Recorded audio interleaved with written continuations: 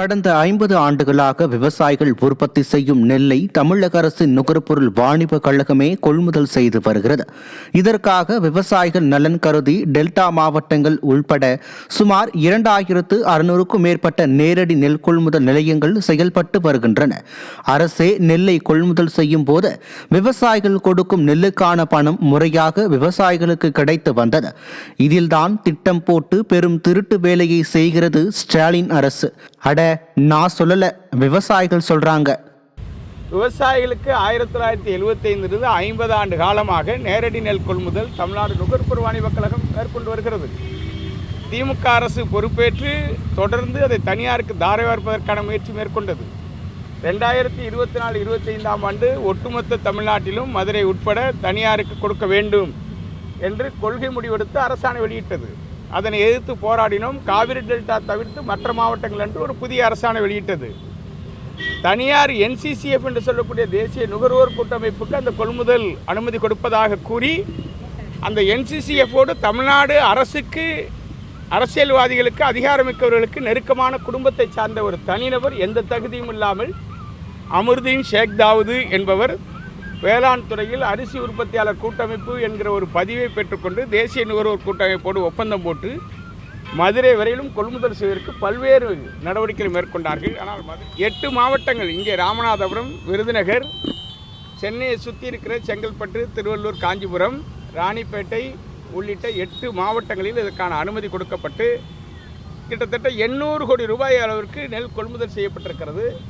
200 கோடி ரூபாய் அளவிற்கான அரிசியை தமிழ்நாடு நுகர்பொருள் வாணிப கழகத்துக்கு அந்த அமருதீன் ஷேக் தாவூது என்கிற தமிழ்நாடு அரிசி உற்பத்தி கூட்டமைப்பினுடைய உரிமையாளர் அரிசியை திருப்பி செலுத்தியிருக்கிறார். ஆனால் மீத நெல், அரிசி எங்கே இருக்கின்றது தெரியவில்லை. கிட்டத்தட்ட அவர் கொடுத்திருக்கிற கொள்முதல் கணக்குப்படி 3,33,000 மெட்ரிக் டன் நெல் கொள்முதல் செய்யப்பட்டிருக்கிறது. 53,000 மெட்ரிக் டன் அரிசி திரும்ப கொடுக்கப்பட்டிருக்கிறது. அந்த கொள்முதல் கணக்கின் அடிப்படையில் பார்த்தால் 2 லட்சம் மெட்ரிக் டன் அரிசி அரசுக்கு கொடுக்க வேண்டும். அதையும் கொடுக்கவில்லை. 48 மணி நேரத்துக்குள்ளாக கொள்முதல் செய்யப்படுகிற நெல்லுக்கு விவசாயிகளுக்கு அந்த ஒப்பந்தம் பெற்ற அந்த தனியார் நிறுவனம் பணத்தை கொடுக்க வேண்டும். இதுவரையிலும் கொடுக்கப்படவில்லை. விவசாயிகள் தற்கொலை நிலைக்கு 2 மாதமாக தள்ளப்பட்டிருக்கிறார்கள். முதலமைச்சர் வாய் திறக்க மறுக்கிறார்.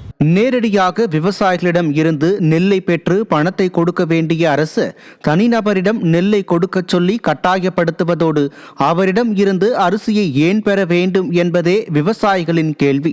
மேலும் இந்த ஒப்பந்தத்தை பெற்ற நபர் முறையாக அரிசியை அரசிடம் கொடுக்கவில்லை என்றும், விவசாயிகளிடம் இருந்து வாங்கிய நெல்லிற்கு பணம் கொடுக்கவில்லை என்றும் விவசாயிகள் வேதனை தெரிவிக்கின்றனர். 1 ரூபாய் 2 ரூபாய் இல்லை, மொத்தம் 800 கோடியாம். 3 மாதமாக பணத்தை கொடுக்காமல் ஏமாற்றி வரும் அந்த நிறுவனத்திற்கு ஆதரவாக அரசு ஏன் மௌனமாக இருக்கிறது? விவசாயிகள் உழைத்து பணத்தை போராடிதான் பெற வேண்டுமா? 800 கோடி ரூபாய்க்கு 3 மாதம் வட்டி கணக்கு போட்டு பார்த்தால் சில கோடிகள் தேரும். இப்படி தனியார் லாபம் பார்ப்பதில் இந்த அரசுக்கு என்ன அக்கறை? அந்த நபர் யார்? அவர் குடும்பத்திற்கு நெருக்கமான தம்பியா? தமிழ்நாட்டில் விவசாயிகளை நம்பி ஆட்சி நடத்துகிற முதலமைச்சர் மாண்புமிகு மு.க. ஸ்டாலின் அவர்கள் உணவுத்துறைக்கு பொறுப்பேற்றிருக்கிற இந்த மதுரை மண்டலத்திற்கே திமுகவுக்கு தேர்தல் பொறுப்பாளர்கள் நியமிக்கப்பட்டிருக்கிற மாண்புமிகு அமைச்சர் சக்கரபாணி விவசாயிகளை காப்பாற்றுவதற்கு பதிலாக அந்த நிறுவனத்தை காப்பாற்றுவதற்கு முயற்சி எடுக்கிறார்களே தவிர விவசாயிகளை வீதியில் போராடுவதற்கு தள்ளியிருக்கிறார். அப்படி என்றால் அமைச்சர் மீது பல்வேறு சந்தேகங்கள் வருகிறது. இந்த கொள்முதல் செய்கிற தனியார் நிறுவனத்தோடு அவர் ஏதேனும் தன் விருப்பத்திற்கு ஒப்பந்தம் செய்திருக்கிறாரா, இல்லை அந்த நிறுவனம் இவருடைய வழிகாட்டுதலில் செயல்படுகிறதா? இந்த ஊழல் முறைகேடுகளுக்கு யார் காரணம், யார் பொறுப்பேற்பது? எனவே 10 தினங்களுக்குள்ளாக அவர்கள் சொன்ன அடிப்படையில் விவசாயிகளுக்கு பணம் வழங்கப்பட வேண்டும். இனி கொள்முதலில், நேரடி நெல் கொள்முதலில் தனியார் அனுமதிக்கக்கூடாது, அந்த நிறுவனத்தை புறந்தள்ள வேண்டும்.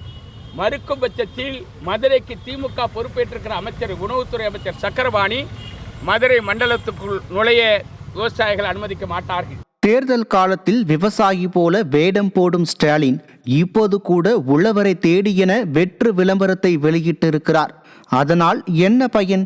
இப்படி விவசாயிகளின் உழைப்பில் ஊழல் செய்யும் ஆட்சி விளங்குமா? இவர்களை மக்கள் ஏற்பார்களா? ஸ்டாலினுக்கு இவ்வளவு பணத்தாசை கூடாது என்பதே விவசாயிகளின் குமுறலாக உள்ளது.